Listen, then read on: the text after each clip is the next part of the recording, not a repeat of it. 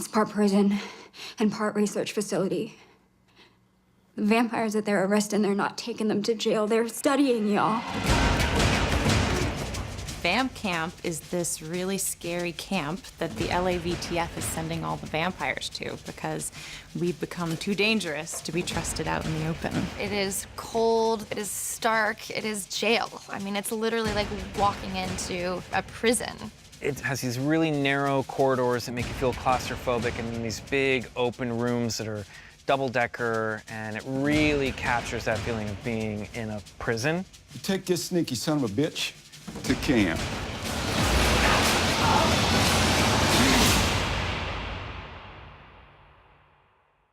Vamp Camp is something that the government of Louisiana dreamed up, and it's Governor Burrell, and he captures a bunch of vampires and does tests and experiments on them and keeps them hostage. So we were directed to do another prison-type set and came up with all the finishes of metal and tile and decided to make a circular plan.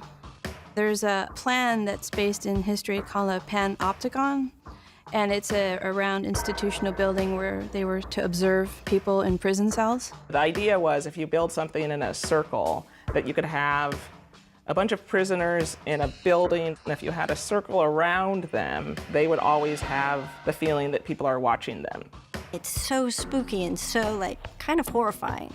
But the idea was that the guards could look out in any direction, but you wouldn't know where they were looking, and so you always had the feeling that they were looking at you.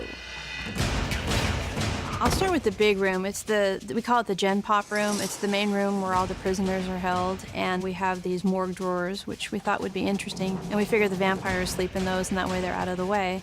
And then upstairs, the guards are walking, and they are actually the ones who are caged in for protection.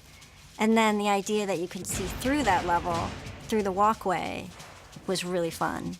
I was walking above on the grates and just like looking down, and it's just a creepy place. It's very overwhelming in places. You have UV lights, and you have silver doors, and you have all sorts of mechanisms that you would want if you were actually containing vampires. The Vamp Camp set is so extensive and kind of ominous that even now, after shooting on it for a couple of weeks, I still can't find my way around. Because you feel like you get lost and you get trapped. Actually, my favorite space is not even the one that I spend that much time in, but it's the hallway that you walk down and you see these different rooms where they're performing different interesting tests on vampires. So it's kind of cool and creepy to walk down that hallway. It's such an interesting concept that the humans would decide to experiment on the vampires and actually learn what makes them function and what their certain traits are. They wanted these labs where the prisoners would be tortured or examined. And so we tried to find ideas that would be kind of banal, you know, an eye exam.